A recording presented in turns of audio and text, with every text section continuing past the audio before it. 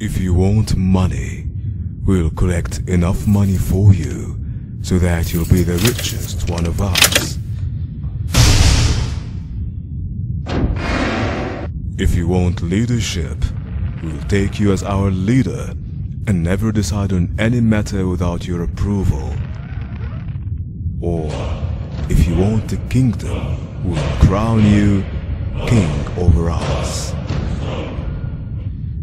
If you want a wife, we would lead you to the most beautiful woman. What would you answer if all this was offered to you?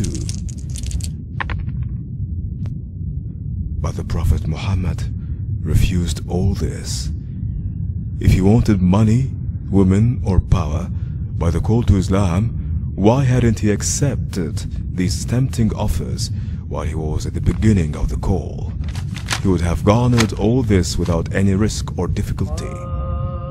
Why did he insist on the call to Allah and delivering the message of Islam to all servants of Almighty Allah?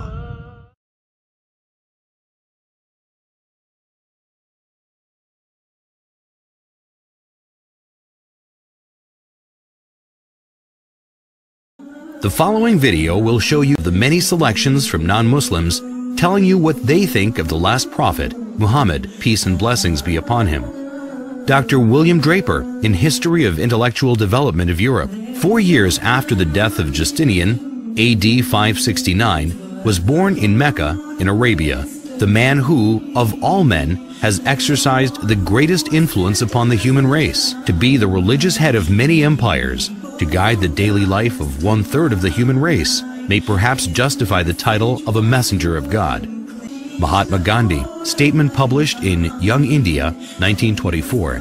I wanted to know the best of the life of one who holds today an undisputed sway over the hearts of millions of mankind. I became more than ever convinced that it was not the sword that won a place for Islam in those days in the scheme of life. It was the rigid simplicity, the utter self-effacement of the Prophet, the scrupulous regard for pledges, his intense devotion to his friends and followers, his intrepidity, his fearlessness, his absolute trust in God and in his own mission. These, and not the sword, carried everything before them and surmounted every obstacle. When I closed the second volume of the Prophet's biography, I was sorry there was not more for me to read of that great life. James Michener in Islam, the Misunderstood Religion, Reader's Digest, May 1955, pages 68 to 70. No other religion in history spread so rapidly as Islam. The West has widely believed that this surge of religion was made possible by the sword, but no modern scholar accepts this idea, and the Quran is explicit in the support of the freedom of conscience. Like almost every major prophet before him, Muhammad fought shy of serving as the transmitter of God's word, sensing his own inadequacy. But the angel commanded, "Read."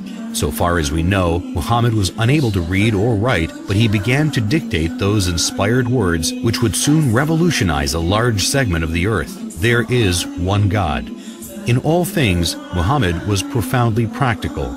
When his beloved son Ibrahim died, an eclipse occurred, and rumors of God's personal condolence quickly arose.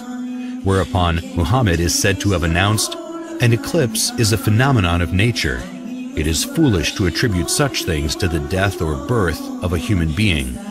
At Muhammad's own death, an attempt was made to deify him, but the man who was to become his administrative successor killed the hysteria with one of the noblest speeches in religious history. "If there are any among you who worshipped Muhammad, he is dead. But if it is God you worshipped, he lives forever."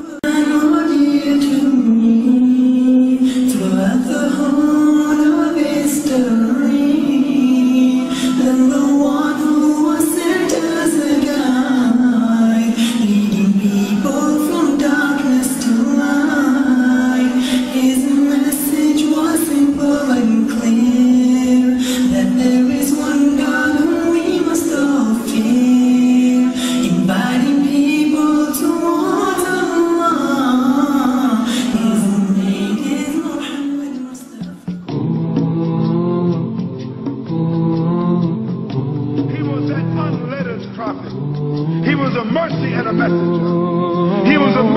mankind. He was a great favor.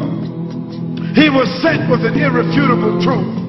He was a man dealing gently with all people. Never in his life did he ever lift his hand to hit any human being. Ever.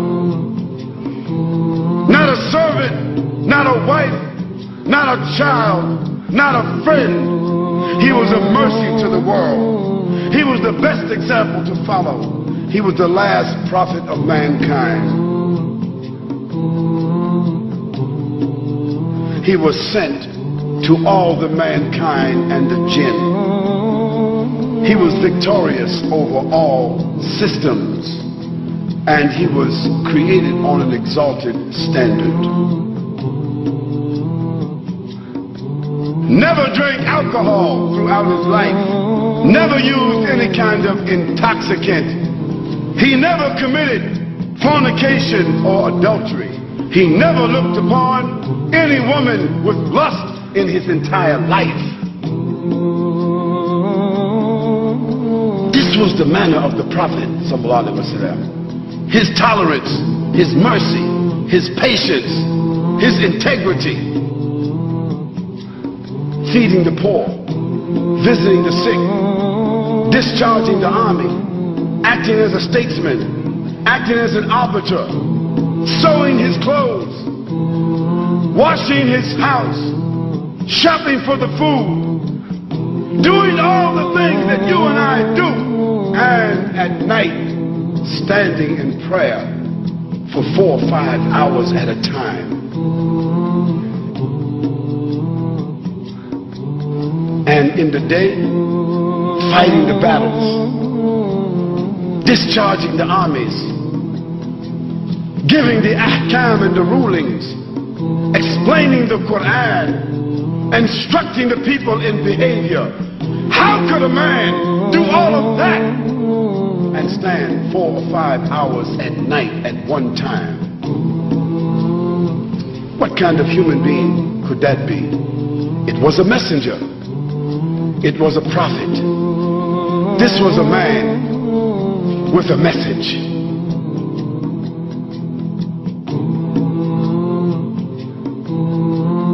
This was a man in this world, but always thinking about the hereafter. O Muslims, O non-Muslims, think about this kind of man. Have you heard of such a man? Have you ever seen such a man? Have you read about such a man? He was Muhammad sallallahu alayhi wa sallam. Muhammad, mercy upon mankind. He was Muhammad sallallahu alayhi wa sallam. Muhammad, mercy upon mankind, teacher of all mankind. Abul Qasim, Ya Habibi, Ya Muhammad, Ya Shafi'i, Ya Muhammad, khayru khalqillahi Muhammad. Ya Mustafa, Ya Imam al-Mursalin, Ya Mustafa, Ya Shafi' al-Alamin, Ya Mustafa, Ya Imam al-Mursalin, Ya Mustafa, Ya Shafi' al-Alamin, Ya Mustafa, Ya Imam al-Mursalin, Ya Mustafa, Ya Shafi' al-Alamin. He prayed while others slept, while others ate. He'd fast. While they would laugh, he wept until he breathed his last. His only wish was for us to be among the ones who prosper. Ya Muallim, peace be upon you, truly you are our teacher. Muallim. He was Muhammad sallallahu alayhi wa sallam. Muhammad,